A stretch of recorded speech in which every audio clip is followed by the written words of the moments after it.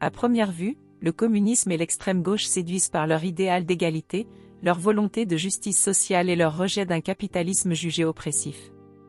Pourtant, derrière ce discours humaniste, l'histoire a montré que ces doctrines, lorsqu'elles se concrétisent dans le réel, peuvent engendrer des systèmes profondément antidémocratiques.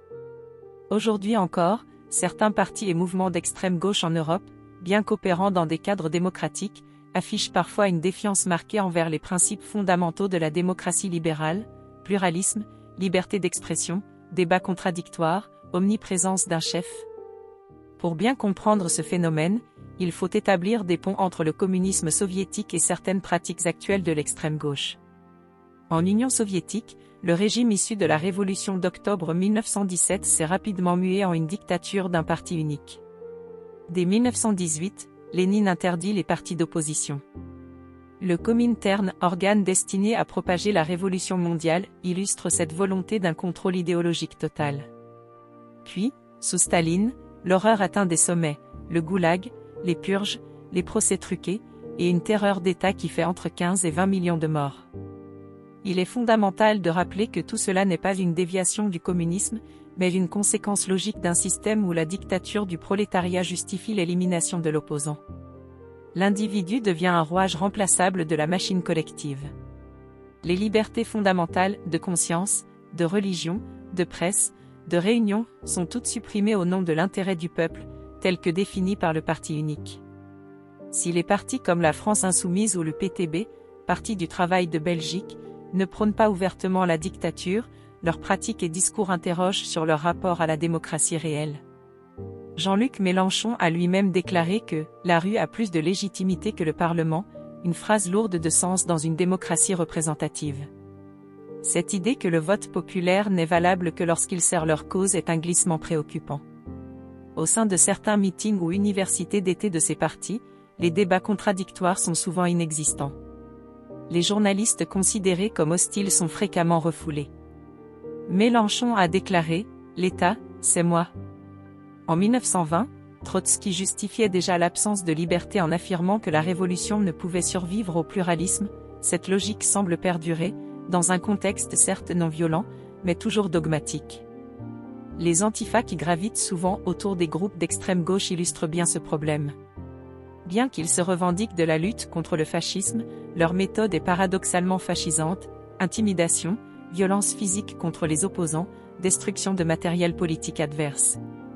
En Allemagne, des groupes antifa ont été responsables de centaines d'attaques contre des locaux politiques, y compris ceux de partis démocratiques comme la CDU ou le SPD. En France, plusieurs manifestations de l'extrême gauche ont donné lieu à des saccages et des agressions ciblées contre des figures médiatiques ou politiques jugées réactionnaires. Selon un rapport du ministère de l'Intérieur français publié en 2022, plus de 400 incidents violents liés à l'extrême gauche ont été recensés en 3 ans, allant de l'agression à l'arme blanche à l'incendie de biens privés ou publics.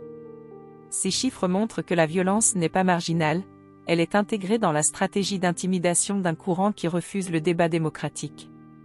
Une autre ressemblance frappante entre le communisme d'hier et certains courants d'extrême gauche d'aujourd'hui est la sacralisation du parti ou du leader, au détriment de l'individu.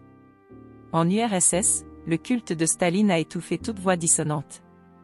Aujourd'hui, des figures comme Jean-Luc Mélenchon occupent une place quasi monarchique dans leur formation. À la France insoumise, de nombreux cadres ont démissionné en dénonçant un fonctionnement interne autoritaire, sans contre-pouvoir, ni délibération collective réelle. Par ailleurs, la liberté d'expression est fréquemment mise à mal par des formes de censure indirecte. Sur les réseaux sociaux, des influenceurs ou journalistes étiquetés de droite ou réac sont harcelés, menacés ou boycottés par des militants d'extrême gauche qui se posent en censeurs de la morale. Ce climat de peur et de cancel culture empêche tout dialogue serein. Il serait injuste de nier que le communisme part d'une intention noble, une société plus juste, débarrassée des inégalités criantes. Mais cette utopie ne survit jamais à sa mise en œuvre. Pourquoi ? Parce qu'elle repose sur une anthropologie erronée, l'idée que l'homme est naturellement solidaire, et qu'une société sans propriété privée sera pacifiée. Or l'histoire prouve le contraire, à chaque fois que le communisme a été mis en œuvre, il a fallu instaurer une coercition extrême pour faire taire les aspirations individuelles, les désirs contradictoires, et les oppositions naturelles. Aujourd'hui encore, dans les discours de l'extrême gauche, cette contradiction subsiste, on prône l'inclusion, le dialogue, la liberté, mais on refuse la pluralité des opinions et l'échange contradictoire. L'ennemi est caricaturé, essentialisé, réduit à une fonction, bourgeois, raciste, libéral, etc. Ce manichéisme nuit gravement à la démocratie. Loin d'un rejet binaire ou d'un anathème, ce texte appelle donc à la lucidité. Oui, certaines idées de gauche sont nécessaires à la régulation des excès du capitalisme. Mais l'extrême gauche, dans sa logique totalisante et souvent intolérante, constitue un danger réel pour les démocraties européennes. Elle hérite du communisme une vision dogmatique du monde, un refus du pluralisme, et un rapport troublant à la violence.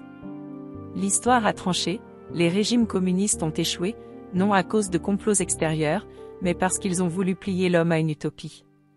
Gardons-nous de répéter les mêmes erreurs qu'en URSS, en Chine, en Corée du Nord, à Cuba. Merci d'avoir lu ce texte jusqu'au bout. Si vous avez apprécié ce contenu, merci de bien vouloir liker cette vidéo et surtout de vous abonner. À bientôt.